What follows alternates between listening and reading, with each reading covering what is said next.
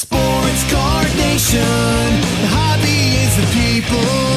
Weekly news and interviews, it's your number one source. Sports Card Nation, the hobby is the people. Sports Card Nation. All right, welcome to episode 181 of Sports Card Nation. Talk about some personal hobby stuff before we get into today's show. As many may know by now, the chase is over for my Grail card. I have acquired that. It's in my possession, but soon to go back out. No, I didn't sell it. Going to SGC. It's got the old green label, 1.5. I'm talking about the Jackie Robinson 48 Leap. It's going to get the current label, courtesy of SGC. They're a sponsor of the show, and they saw the post and said, "Hey, let's get that in a nice new tuxedo." So I'll be nervous again, as I was when it was on its way to me the first time, and to get it back. Hopefully, probably for the final time. It's, again, being a Grail card. It's not going to be one I sell or bring with me on any travels. That's for sure. And I'm going to do a show pertaining to it. I know that might, not going to be a long show, but just kind of how I got it, the process, just to kind of put that chapter, in a sense, to rest. But glad to be the owner of that card. Means a lot to me, looking at it as I do this episode here. And glad, I wish I would have got it sooner. I told that story, right, of passing on it a few times when it was a lot cheaper, but got actually a pretty good deal. I'll save that for that episode that I'll do pertaining to that. Also, I've started to do blogs again. Used to write for Tough Stuff back in the day, here and there. Not every book, maybe appeared in 4 or 5 issues, and also did some product reviews here and there as well for them. But starting to write blogs again. Not my forte per se. Going to try to do one a week. I know I won't be able to keep that pace up, but we'll try to do one a week, one every 2 weeks, and have one up now, titled What's Going On, a little bit of, State of the Union and hobby, some Luber stuff, Fanatic stuff in there, and you can catch that blog on our website, which is www.sportscardnationpodcast.com. We'll try to do one a week. Or at least one every 2 weeks, and try to keep it, not too long, not too short, kind of current and entertaining, and we'll see how it goes. So I know the blog I did this week is getting a lot of buzz and feedback.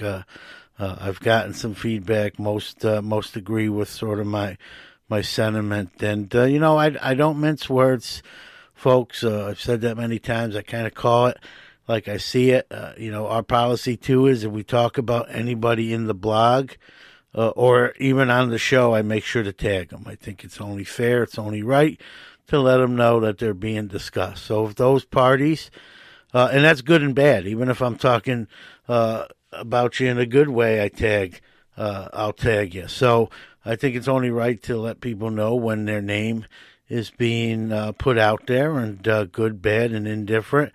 That way, if they want to respond or equal time, I'm a big equal time guy, then they can. So today's show, Mr. Ted Mann from CollX, CollX, him and his son Charlie developed an app. I reached out to him. A lot of times people make a product and they want me to, they want to come on the show and promo it, and will give me samples and that sort of thing. And that's fine and dandy. We've done that and do that here and do it again. But this was a product I downloaded, the app CollX, and start using myself, and was sort of impressed. It's where you scan your cards front and back. It enters it into the database, your inventory, and then gives you some sales history, like the last 10 sales And it's a pretty cool app. It's free. There's no charge to use it, and they're going to be adding on to it many more things. And I'm not going to tell you all about an intro. You'll hear it from the man himself, Mr. Ted Mann, and we're going to talk about the app, how he came up with it. It was kind of him and his son Charlie's brainstorm, and the thing, he does have a tech background, so he's not going into it cold, but it's really easy to use. Like I said, I reached out to him rather than usual the other way around from using this app, and was impressed and said, hey, I got to get the people on here behind this, and he agreed to come on. So we're going to learn about where it came, where the idea came from, how it's going, where they're going with the app, and they've got some big plans, so you want to listen to Ted talk about those on the show. All right, well, let's not dawdle any longer and get this thing underway. Hey, this is Herman from Personal Rips and Hobby Chat on YouTube and Twitter at 3B Collection, reminding you to always remember, the hobby is the people. Ladies and gentlemen, it's time.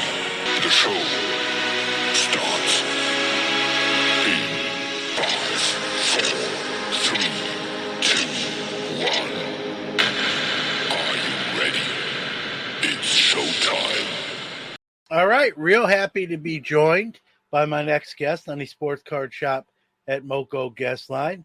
His name is Mr. Ted Mann, and he is the creator of CollX, CollX, an app I've been messing around with and very impressed with. And we're going to talk about that. We're going to talk about the hobby and all that good stuff. Ted, welcome to the show. Thank you so much for having me, John. Really, really excited to be here. I'm really excited to be talking to you. I was listening to your podcast the last few days, just every minute I had. And I was gardening today while just catching up. Well, we've been doing it. We've been doing it a few years, so you're gonna have to do a lot of catching up to do. Yeah, a lot of gardening in your future. But I appreciate that. I'm glad to have you on. I reached out to you a lot of times when people create apps or stuff, hobby inventions, if you will. I'll get a message and, hey, can I come on the show and talk about this and promote that? And most of the times I'll do that, especially after kind of testing the product out or checking it out. This was one of those cases where the reverse happened. I already was using the app, and I said, man, I got to have the people behind this, on the show. And so here you are. But I want to talk about, you kind of, it's the standard podcast question, but, how it all started hobby-wise for you, even before CollX, the app. Sure. So, my collecting began when I was, I think about like 8 or 9, thereabouts. And I was terrible at first as a collector, or I got fleeced so many times on the playground when I was a kid. And got actually in a little trouble with my dad and my brother for selling, I think I sold, I was thinking about the other day, I think I sold one of my dad's Mickey Mantle cards for a Greg Jeffries rookie. What I'm thinking. He seemed so great at the time, right? Well, I'm gonna stick up for you, Ted. I'm a New York Mets guy. Yeah. And back in the day, Greg Jeffries was my guy. I absolutely loved him. He seemed like the second coming, but he did. And I got 2 binders still in my garage to this day. So I'm gonna stick up for you a little bit. And you know what? He actually played very well. Some injuries, knee injuries, kind of caught up to him. But he lived up to the billing early. It just didn't. I appreciate your defense, although I don't think anybody who knows anything about those cards are valuable. And then my brother also, man, he got so mad at me when I sold off some of his cards. So what happened was I as a kid, I got, let's just say, I didn't know what I was doing. And after I got into a little trouble with my family, I got smart about it, right? So I started, getting Tough Stuff and Beckett and looking up all the card values, and got to be half decent at trading. And for me, actually, starting to learn the values and make intelligent trades, actually, buy low, sell high. That for me was really fun, and in a way, it was kind of my first entrepreneurial experience. Fast forward, I don't even want to count how many years. And I've got a 10-year-old son and a 7-year-old son who both got heavy into collecting during the pandemic, starting with Pokemon, and then they went down to the basement and they found all my old sports cards. So they got really into sports cards too. And then they started, discovered the ultra modern, stuff. And so they started like repping Bowen and Tops, and got me really back into the hobby. And I've been, enjoying it, all anew through their eyes, but seeing so many of the same problems that that we had as kids, trying to figure out what the value of a card is a time consuming, tedious process. And so basically as my kids were getting kind of like I was getting to know, what their cards were worth and trying to figure that out, trying to research it, realized that it was still a lot of work and still a lot of challenges, and wanted a way to help them out. And that's kind of how my whole journey with CollX got started. Yeah. And I used it, we've heard rumors of people trying to work on this stuff. I mean, I've used it, the app itself, and it's pretty seamless. I mean, it's not rocket science as far as I don't know about the backside. That's out of my league, but the user, super user friendly, I guess is what I'm trying to say. Like, you just scan the front and back of your card. All the cards that I've scanned, haven't had any issues where it said like rescan the card. Like sometimes, when you do a check deposit, when you do it by phone and it says, not good, try again. Didn't have that with the cards. And then it pulls up, correct me if I'm wrong, it's the last 10 eBay transactions. It averages those out. Yeah, that's basically right. So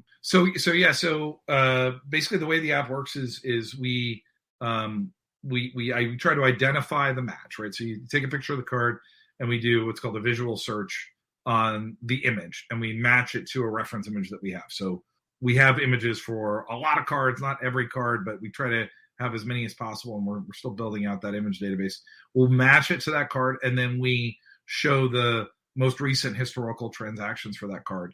And we also, in an attempt to kind of give you an immediate number, right? Because sometimes, sometimes the historical comps are all over the place. So we average out the 10 most recent transactions within a 6-month window. And, if there are really, if there are transactions that are like, totally aberrant, like we'll throw those out. If we don't have recent transactions, some cards just don't get sold that much.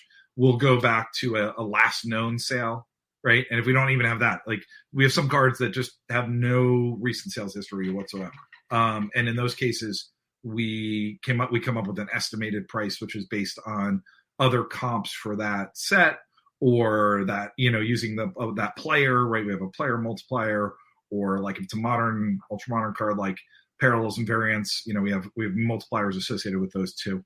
So it's still very much a work in progress. I still think our pricing is, I think it's good, but it could be a lot better. And so we're doing a lot of work to make it better, but really glad to hear you've had a good experience.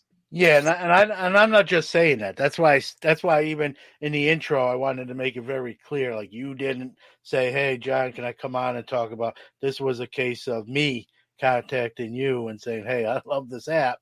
Let's talk about it on the podcast." And the reason for that, because I used it unsolicited myself and enjoy the process. And, there are a lot, I'm sure there's a lot of different pricing, platforms out there, Card Ladder, Market Movers, others are coming out of the woodwork. Their claim to fame is they take, analytical data, not just from eBay, but from auction sites, especially on maybe some more notable cards and that, to give the best, accurate prices as you can. I mean, is that something you're looking to expand upon even with CollX in the future? It is, and we actually do pull in from several different sources. You end up seeing eBay more than anything else, just because eBay is where the lion's share of the transactions take place at the moment. So it is the best source to get transaction history on most cards. And I'm glad you brought up some of these other apps because I love them. When I was getting back into the hobby with my son, Charlie, he was coming into my office every day, this home office here. And he was like, Dad, can you help me figure out what this card is worth? Like, I just Googled this Charizard, or I just, Googled your Ricky Henderson card, and it says it's worth $200,000. Is that right? And I'd be like, whoa, Charlie, that looks like a PSA 10 Ricky Henderson, so maybe not so much. But like we can figure that out and we can look it up. And what I found, like, I started downloading every app I could. I downloaded every, Card Ladder and the Market Movers app, which are still relatively new apps. So I also downloaded, other apps like Beckett, and I subscribed to Vintage Card Prices and all these. And what I found so frustrating was I couldn't find most of my cards on them. I guess, I'll be the first to say I don't have like the most, high-end collection of cards. I only have a handful of graded cards. I've only, as I've gotten back into the hobby, I've been building that up, but it's, most of the cards I was looking up, I couldn't find them on these others because they only track a relatively small percent of the total universe of cards, right? It's like, it's in the single digit percent, maybe like 5% of all the cards are tracked. So when we started to build CollX, we sort of set I guess maybe on a more ambitious goal, maybe foolishly ambitious, to track all cards. So we have 17 million cards now in our sports card database. Wow. Which is it's a lot, right? And it's not all of them yet. Like, we still don't have, I'm getting emailed every day about when are you gonna add NASCAR, when are you gonna add Formula One, when are you gonna add Garbage Pail Kids, when are you gonna add, and so I mean we do want to keep adding all of these different card types, but we're also we set out from the get-go to say, let's build a system where we can not only identify all these cards, but where we can actually get you some pricing data on them as well. And that's it's a big undertaking, but it's fun. And you can see right now with CollX, you can scan just about any sports card and get a price. And so I think we're delivering on that right now. Going to step aside for a quick commercial break, but we'll be right back with Ted Mann from CollX. The Sports Card Shop is your small-town local card shop with a global reach. Located in New Buffalo, Michigan, the shop is one of the most accessible in the Midwest. In addition to being an authorized Panini direct dealer, the Sports Card Shop carries all major trading card brands, including Topps, Upper Deck, Pokemon, Yu-Gi-Oh!, and more. With all that new wax, 500,000 singles, and showcases full of graded cards, you're sure to find something great for your collection, whether you're just starting out or a seasoned collector. The Sports Card Shop is your one-stop shop. So call us, come see us, or visit us on the web and social media. Our phone number is 269-469-0140. Website is thesportscardshop@moco.com. The Sports Card Shop is part of the Moco Retail Group, connecting sports, the hobby, and people around the world. We are back with Ted Mann.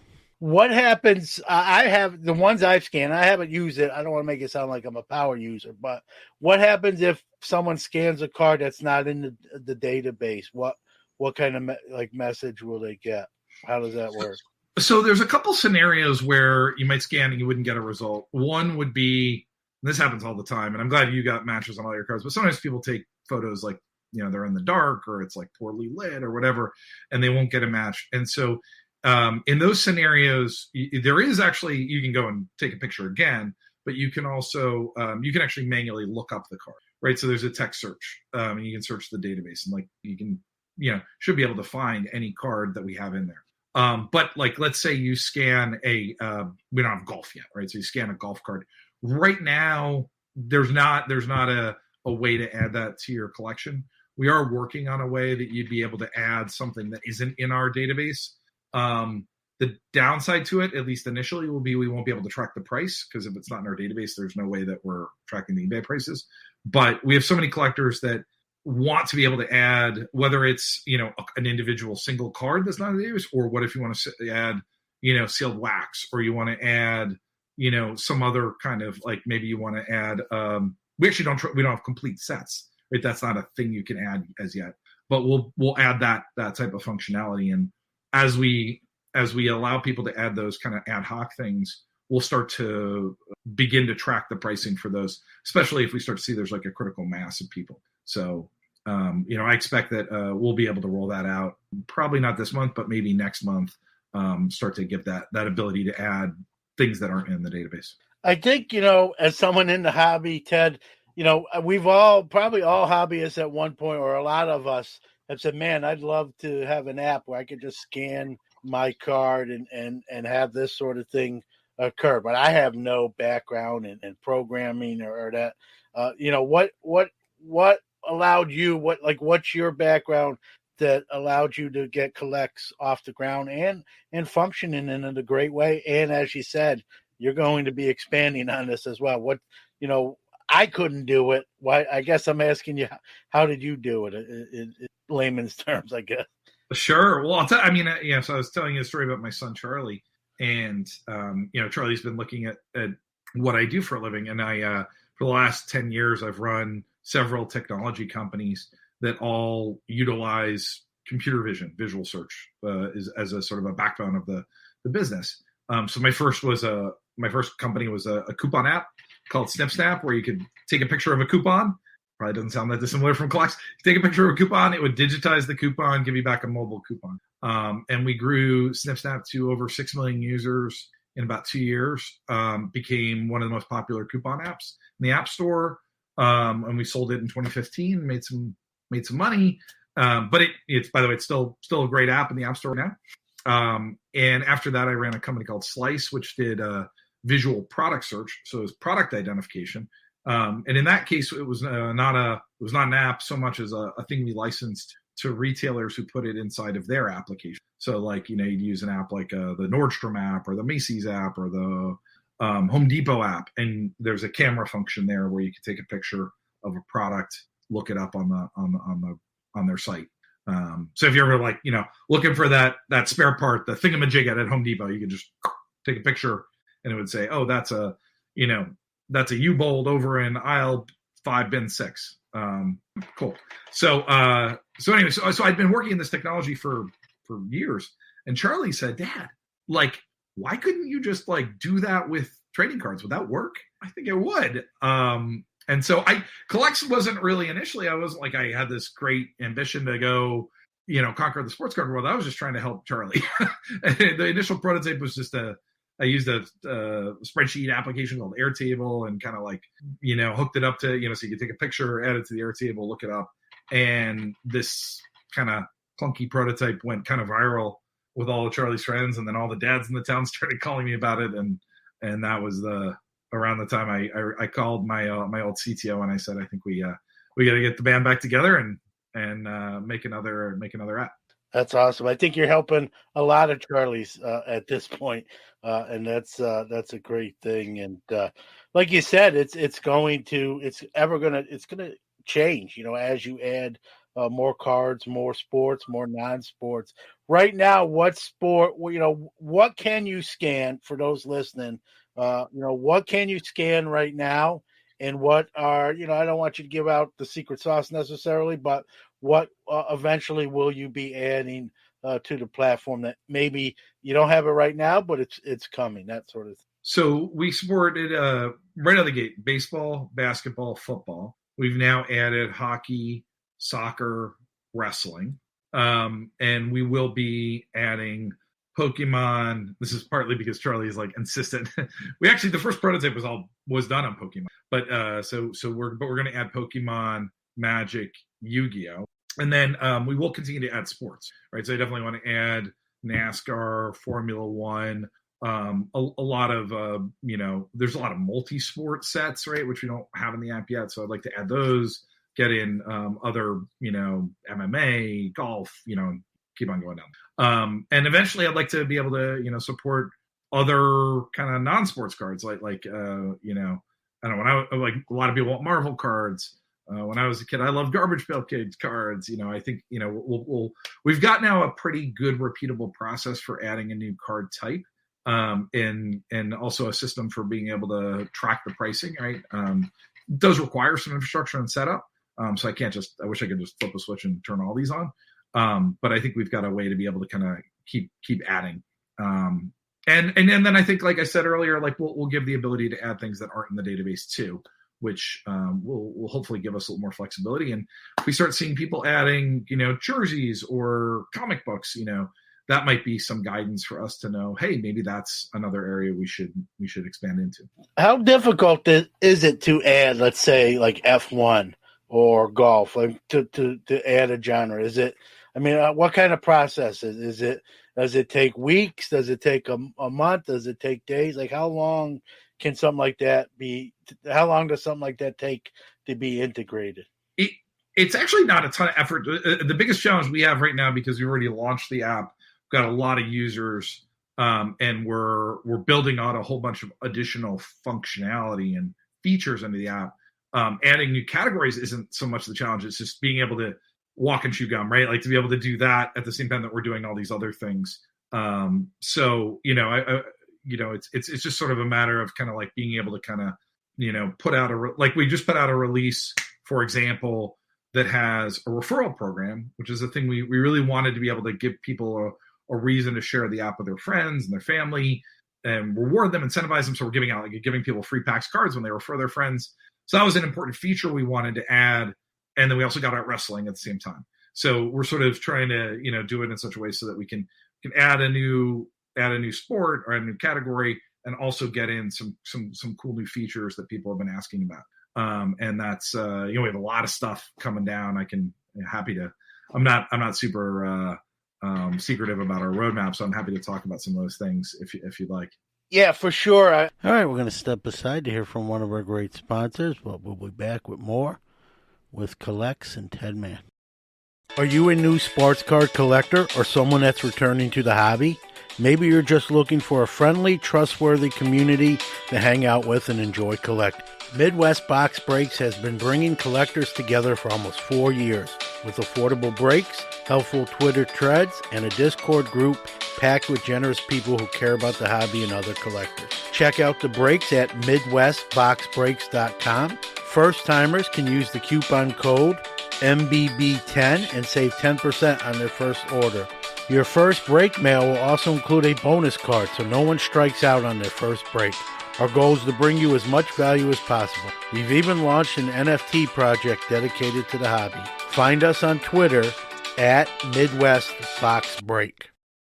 Sports Card Nation has returned with Ted Mann. I mean, like I said, you know how this goes in this hobby. Anything that's good or hot, you get your copycats that we've seen that with the pricing, the straight pricing kind of analytics, and it started with 1 or 2, and now we probably have 10, and I don't even know them all. I guess that will be one question too, Ted, is there's going to probably and you're not new to how this works. Obviously doing those ventures you did before with coupons and product recognition. You see other people venture in and do their own version. There's probably going to be people that try to basically follow the leader, right? You're doing well with the app, a lot of buzz. Hey, let's do our own and that sort of thing.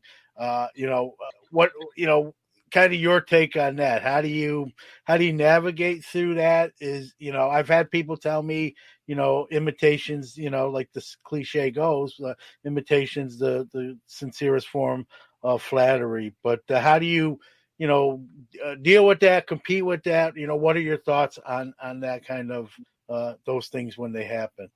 I think as use another cliche, I think a rising tide lifts all boats, and the more other companies that are out there doing interesting stuff, the more hopefully it helps and benefits everybody. We definitely have competitors. There are other apps that have even emerged that do not just the pricing but also the scanning of cards. Some of them are really cool. Like some of them have really neat experiences. And so we've definitely taken a look at some of the other apps, and there's things that we may bring over to CollX, and vice versa. Maybe they look at some of the stuff we're doing, and they'll try to add that. I think in terms of where we see this headed, and where I'm really focused is, the CollX app right now. We launched it very intentionally with this utility function first. Scan a card, identify it, get the value, build a collection, right? So we have users that have built big collections, right? If you've been on the app, you've seen this, right? We have people that have thousands, tens of thousands. We got somebody who's got like almost 100,000 cards in their collection, right? So people are scanning a lot of cards, which is great. It's fantastic. And it's fun. So going in and looking at other people's collections, I don't know if you've tried this yet, John. It's super cool. And I think not yet, but I only have so much time in my day. You're dipping into it. I hear you. No, and I mean, it's a weird thing because I'm the same way. I'm burning the candle at both ends. I got kids and sports and all that.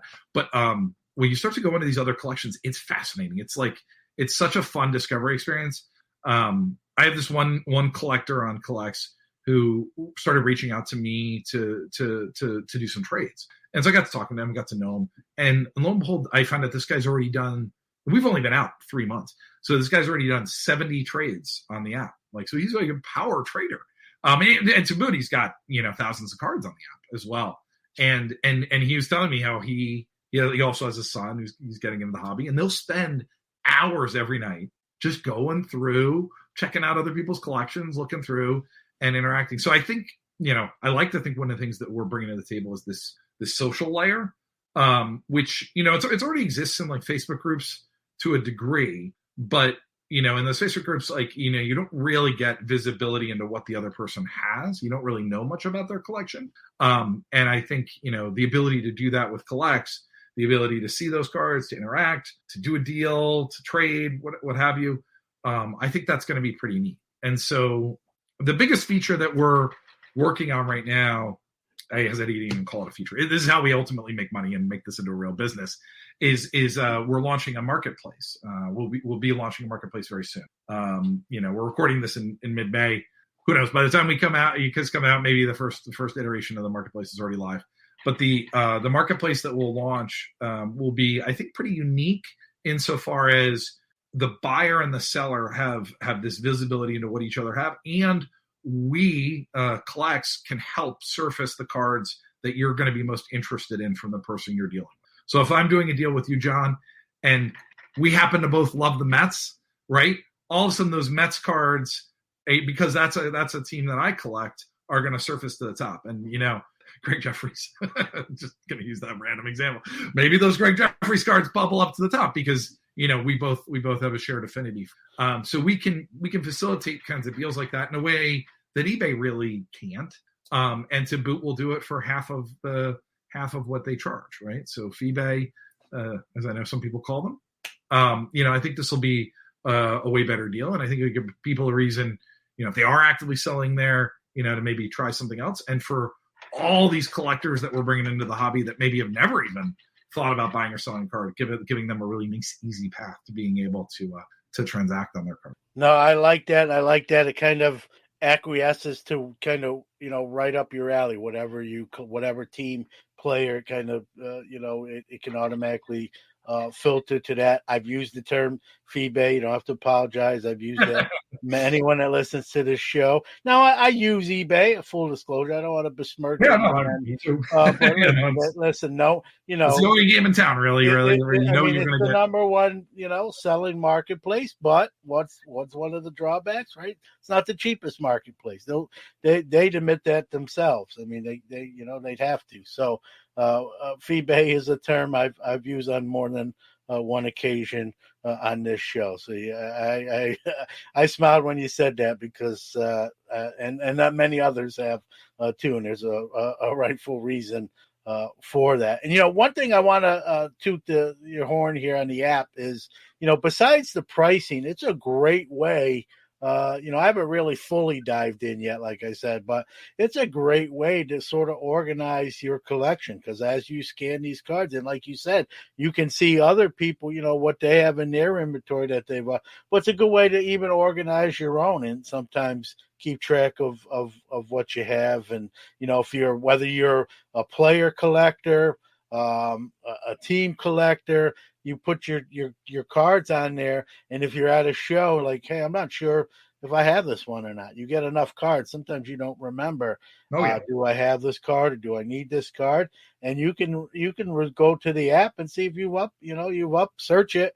If it's not on in your inventory, hey, I need this, and it could save someone from buying a card at a show. Maybe they wouldn't have bought, if they knew they need, didn't need it. So I think there's a lot of collectors will tell you, I bought the card at show, and then when I got home, I thought I didn't have it, but I did, and it's a duplicate. I can trade it or give it to a fellow collector, but I wouldn't have bought it had I known that, but I thought I needed it. That can eliminate that scenario from even occurring.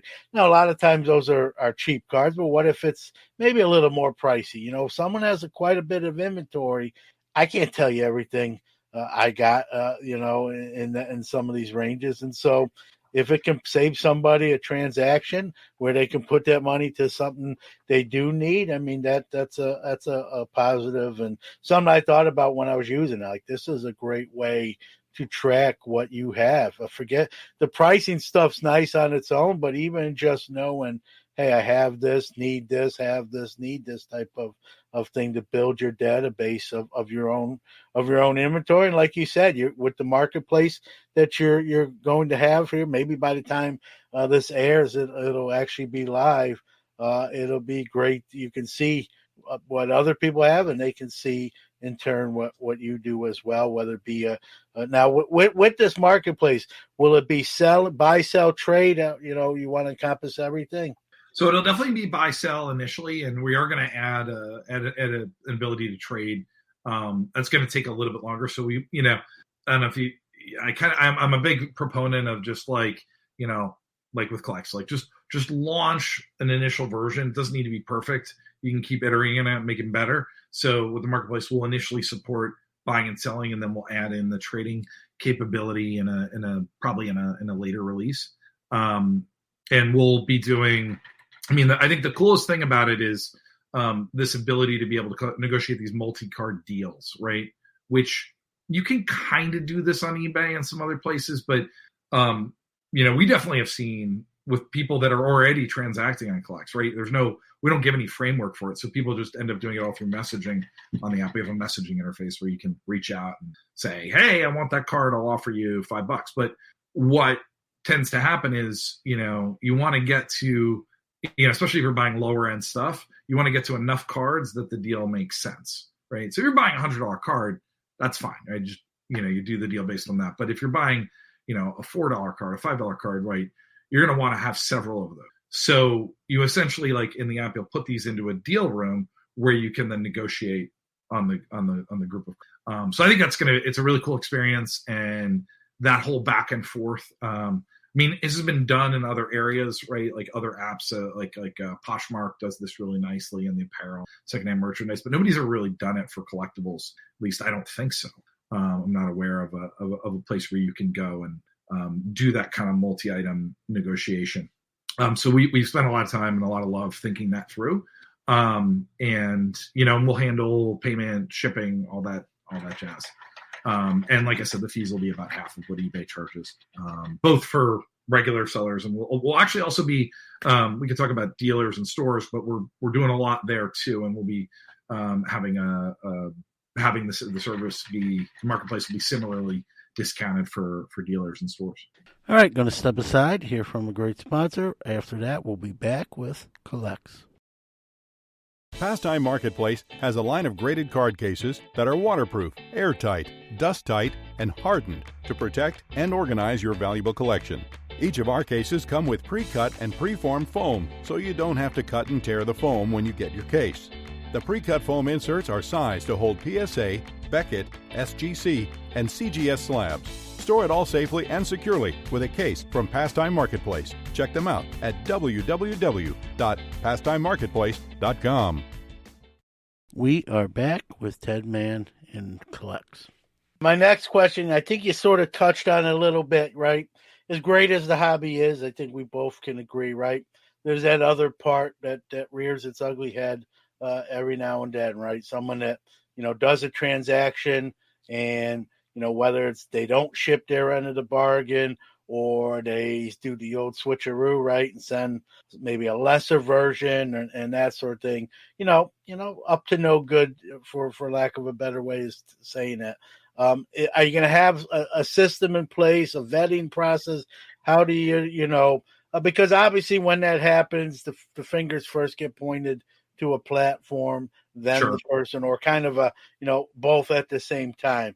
And so it's going to be, I got to ask it, because if I don't, someone yeah. else is. Yep. Yeah, no. I mean, this is it's super important. You'll with the CollX app, you're taking a picture of your own cards, right? So, if somebody is listing a card without one of their own photos, that'll be made apparent in the app, right? We'll have that kind of like a disclaimer on there.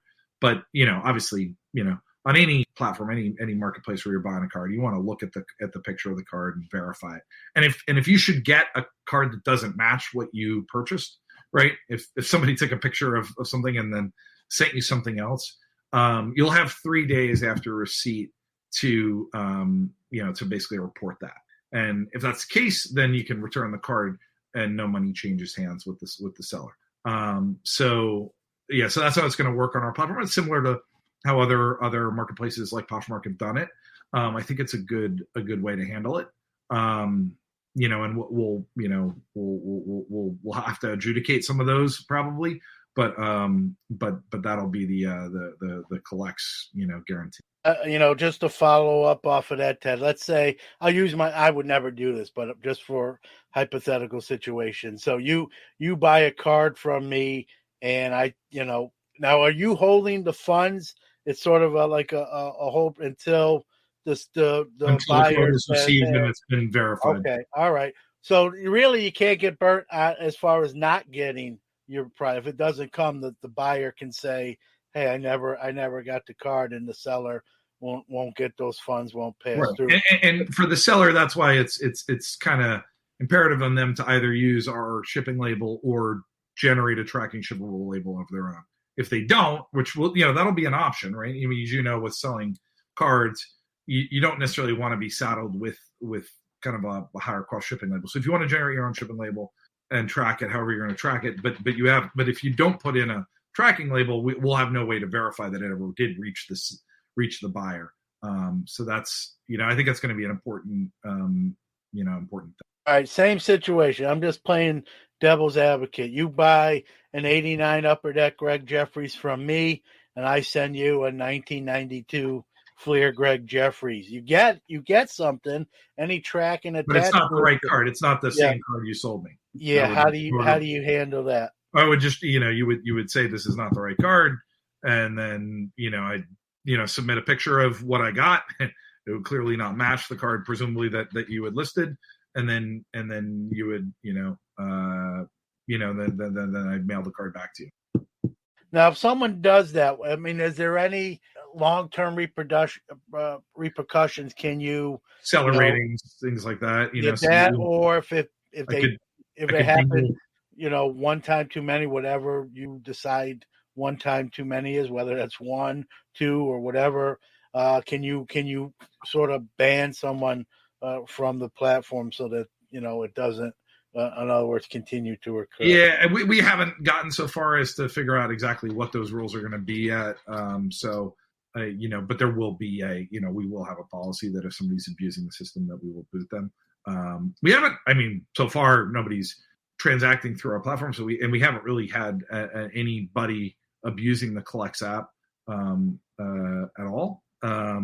So no reason yet to do that, but I've certainly seen. I mean, with the coupon app, we had people submitting fake coupons. We had like somebody. I mean, we had people submit pictures of all kinds of terrible stuff that was not coupons. So we did ultimately, as you grow to millions of users, you start to get some bad actors in there, and you build the policies over time. And I'm sure that will be the case here too. It's everybody knows the card world has and it's not like you said. You point out even with the coupons, people trying to be slick there. It's anything that there's money attached to where it can be unscrupulously made, and it's going to happen. it's been like that since the advent of time. It's not a new phenomenon. I was just wondering, again, you're growing literally by the day, and I just wanted to sort of pick your brain to kind of, what's coming down the line and what, I'm sure about, I'm not breaking any news to you here that these things do happen and how you maybe plan to kind of combat it. That's where I was going with that. Yeah. No, I mean it's there's all kinds of interesting other areas of the card world that we're super psyched about. I mean, we've been talking a lot about just sort of the regular collector. I mean, another part of the card world that I've gotten to know very well since, in the last year or so, since starting to work on this business, is the local card stores and dealers, right? The kind that are at card shows, like, will be at the National.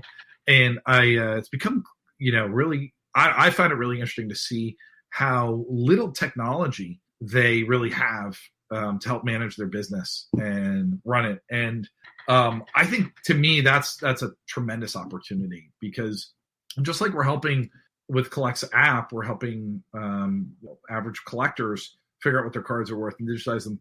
That's, the stores have the same problem, right? Stores have huge collections, huge inventory of cards, and their ability to actually inventory this stuff, to be able to track it, manage it, like logistics side of it, and then most critically to be able to sell it, whether it's not just in their store but also online on their Etsy shop, or not Etsy, brain fart here, but eBay. Well, you got your eBay. I meant the Shopify website. Most of the stores I talk to, MySlam. I mean, there's all those selling. But one thing, as you're talking, I'm thinking, the light bulb went off in my head, Ted. Especially on the LCS level, if they inventory all this stuff, right? And again, I hope this never happens. I'm a former LCS owner for 6 years, from 92 to 97. But we've seen, I'm sure you've heard and seen the stories and the reports, or, the social media report. We've seen an influx of LCS burglaries and robberies. Oh, yeah. And, if they sometimes, I've seen some of these posts where the store owner's like, I'm not sure what's been taken. I got to kind of look and figure it out. If they had their stuff, like you said, more inventoried, they can get, by process of elimination, they can actually narrow it down to exact cards. Hey, this, and this is what's been hit, what's been taken, be on the lookout for. And so this is to me, if I'm an insurance company that has to pay out these claims, right, when these things happen, unfortunately, I would want my store that I'm covering to be more diligent in tracking what they have. And maybe this is something CollX can do as well. Yeah, I mean, I think there's a huge insurance play. I've been talking to some folks in the insurance world. I think it's super interesting, but I think also just the ability to, like, I don't know how your store works, but the stores that I've gone to, most of the time when they're selling a card, there's not a firm price on the card. Maybe there's a sticker that's been put onto it, onto the top letter, but a lot of times no. And even still, like, they still need to look it up. They still need to, like, go on eBay, and so if you're buying like 10 cards at a time, sometimes it's like whoever's like ringing you up is basically just like, do I have the time to go and individually look each of these things up, or do I have to, and I think there's a tremendous opportunity just to streamline all of that. And then also, if you want to sell the cards on eBay, most of the local card stores I've interacted with are pretty rate limited in what they can do. It's like it's rate limited based on the number of cards they can basically track in a spreadsheet. And if they're even using a spreadsheet, right? And so I think there's so we've been working. We have a software.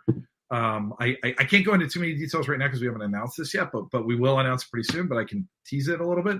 So we have a software that we have about 125 local card stores using, and dealers, very high volume sellers, and they're able to list thousands and thousands of cards at any given time and do it across multiple marketplaces, right?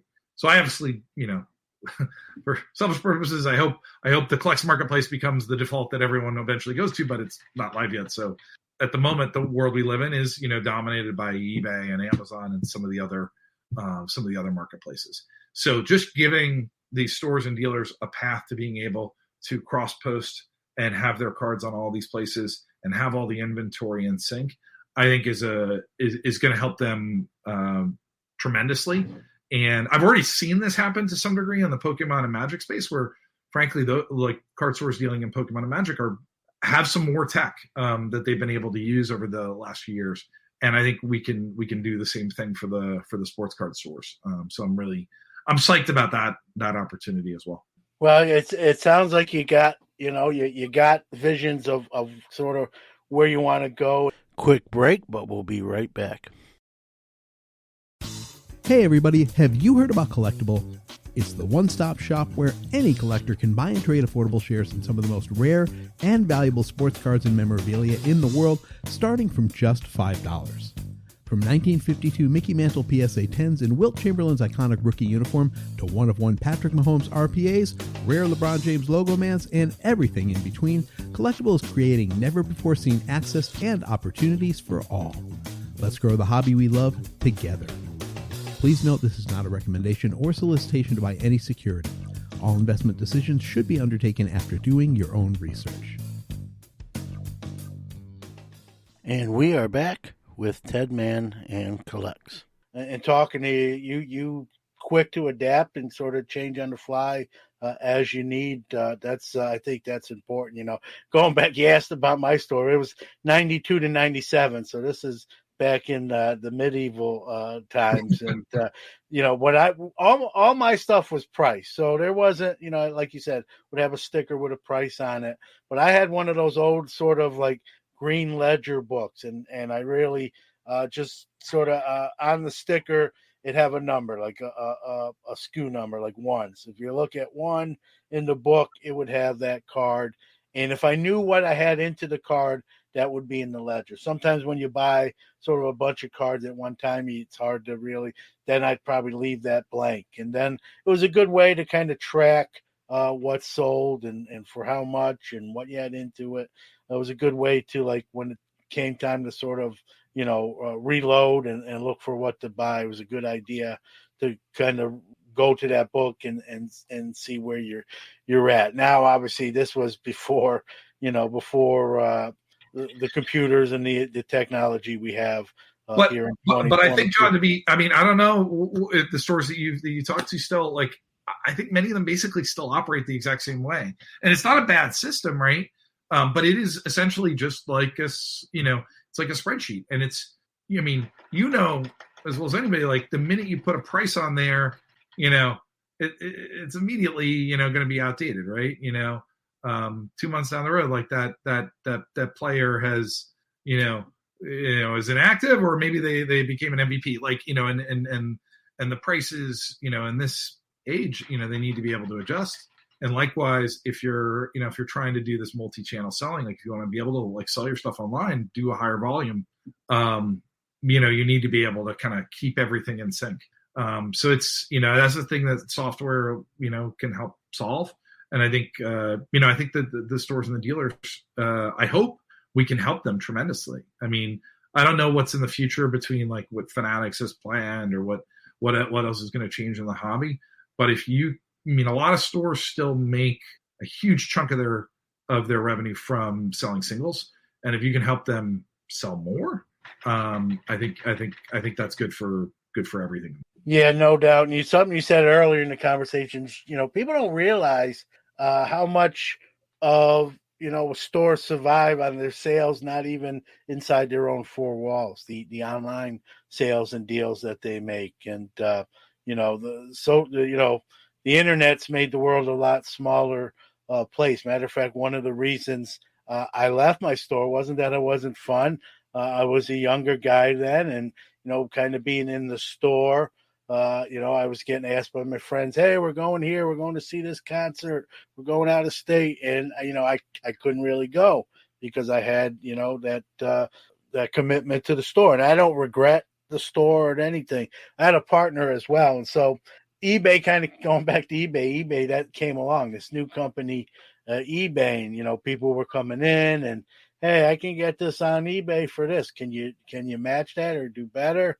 And so you were competing with this sort of invisible 24/7 store. Not that I had any problem with that. We were willing to do that, but between kind of missing out on some things as a younger guy, now competing with this worldwide store rather than the store that was 3 miles away from us, I said, man, I can list my stuff on eBay and then sort of have the freedom to do other things and sell a card when I'm sleeping, right? And so Yeah. that was what led to me kind of selling out to my partner, and then just traveling the States, doing shows and doing online sales. And but again, I didn't have the technology we do now. But if a store's sort of using that antiquated system, I mean, there's more stuff there's more techno. Maybe some people are scared of change, or you get sort of set in your ways, or you don't want to adapt, or, you're comfortable and just using, I get it, but it's 2022, and any tool you can use as a LCS owner, any business, I don't care if it's hobby or whatever industry you're in, technology, some people complain about it, but as many people complain about it, it's also a great tool to help your business or whatever you're doing out. And I love utilizing as much as I can. Yeah. I mean, I think there's definitely a lot of exciting stuff that's going to happen on the store side, and dealers, right? And the dealers, and you're starting to see some more and more tech show up at the card shows. But I think over the next couple of years, you're going to see all kinds of new innovation going on in that world too, which I'm really excited about. I don't profess to have all the answers for how card shows are going to evolve. But I definitely think, you already see, just in the world of breaking, right? Like how that's actually now starting to become a part of like a lot of these card shows. And, I think the way people transact, right? I think, you see more and more dealers are like accepting payment via phone. And maybe there'll be other ways that you can transact at a card show, on a mobile device. I'm just super excited. I think it's a really exciting time to be in the card world, because there's a lot of change going on, but I think it's all, I think so far it seems like it's all for the best. Yeah, no doubt. Well, I'll tell you how old I am, Ted, when it comes to cards and doing shows. I did shows when, before PayPal, Venmo, Zelle, Cash App, where someone be at your table and be like, hey, I want this card. I'm a little short. Is there an ATM around here? I got to hit the ATM. Can you pull that card out and hold it for me? I promise I'm coming back. I just got to find an ATM. Now, like you said, everything with all these different financial apps and whatnot, and credit cards. Obviously, we got Square readers and touchless pay, and it's a whole new ball game, as they say. I want to talk coming down the wire here. Just talk. Are you going to be at the National? Are you going to be set up, or how are you approaching the National? Yeah, we are going to be at the National. We'll definitely be talking about CollX there. So we'll have a we'll have a setup to be able to show off the CollX app, and then we also have, I teased it a little bit, some of the stuff that we're doing with stores and dealers. So to be perfectly frank, I am even more excited about the National because of what we're going to be talking to the stores and the dealers on that side of the house. So obviously we'll CollX app has we just hit 100,000 users on the app this weekend. And again, we're recording this in mid-May, so who knows what it'll be when we air. But the app is growing fast, and hopefully by the time of the National will be even bigger. But I'm also really, really excited about talking to the dealers and the stores that are going to be there, the ones exhibiting, especially about some of the tech that we've cooked up to help them, because I think they. I think we'll be able to have some really, really cool stuff to show off at the show. Like I said, we're already doing it with about 125 stores. probably even more by the time National rolls around. To boot, National's right in my backyard. So I live in New Jersey, in Haddonfield, right outside Philadelphia. So this is like literally my backyard in Atlantic City. It's super made convenient. right for you. Made right for you. Yeah. Well, continued success. Congrats on the 100,000, and that number, as you said, is going to continue to go up. And like I said, it sound like a broken record here, but I found the app on my own and reached out to you and said, "Hey, I'm impressed with this." And John, I have to ask, how did you find it? I'm just curious. Like, how did you hear about it? You know, I think I saw. And again, don't quote me. I can't answer with 100%.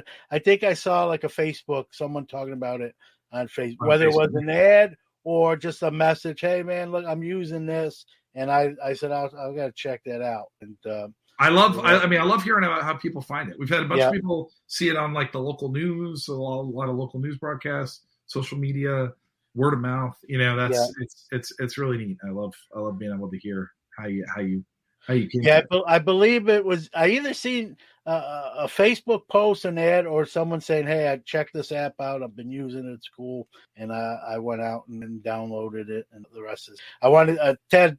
Thanks. I know you're busy. I appreciate you giving the show some time and sharing some of that insight and what's coming down the pike for the app as it expands and grows, not just in users, but in tech and what it'll make available to those users. Give out all your social media. Take your time. You get as much time as you want. Websites, social media, whatever you want to share, where people can find what they need to find out about what's going on with CollX. Yeah, sure. So CollX app is on iOS and Android. It's a free app. It will remain free. We have a website called CollX.app. Where you can read up on it or find the links to the app. And on social media, we're on all the biggies, right? Facebook, Instagram, Twitter. We have a especially big following on TikTok. So if you're on TikTok, definitely please check us out there. We've been posting a lot of fun stuff, doing TikTok lives, and it's pretty cool. And if you're going to the National, look for CollX there. We'll be there. And if you're a store or dealer, please reach out to us. We're going to be doing some special events around the show. So, you can reach out to me. My email is ted@collex.app, APP. And you can also just, ping me through the CollX app. You can message me there too. Let me know if you're going to the National and would love to, if you're a dealer or store, we'd love to have you come to some of our events that we're going to be doing. I look forward to meeting you there. I'll be there. Maybe even somewhere down the line, even before we get to Atlantic City, but at worst in Atlantic City, and meeting you in person and seeing what's where from the time of talking today to that day, how far you've come. It sounds like you know what you're doing, and that's half the battle for in this industry and tech. And I'm excited to see, as someone who likes the app already, excited to see as it grows and even gets better and better. I'll see you in Atlantic City. Thanks so much, John. Thanks for having me on. You're welcome. I will have you back. Another quick break, and then I'm going to come back with some closing thoughts. Iron Sports Cards is your #1 source for all your PSA and other grading submissions. Their elite status improves turnaround times. Heck, they even provide the card savers. Their chat rooms provide updates on all your submissions. They also offer wax options and single cards to cover all the bases. Check them out on Facebook at Iron Sports Cards Group or on the web at ironsportscards.com, or even give them a call at 1-877-IRON-PSA. Rob's got you covered. All right, that's a wrap for this week's episode.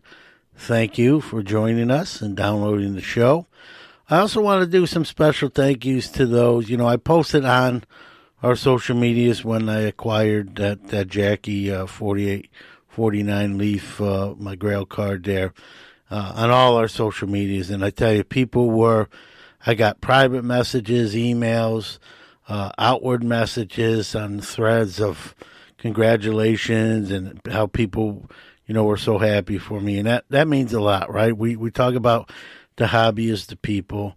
It's not easy for certain people to sort of root for other people. I mean, it is for me, but for certain others, but just got so many, encouraging words and congratulations type of thing. And, really was important to me. And I want to just say thank you to everyone that took time out to send something, like that. So made a fun experience even more, funner. So, thank you.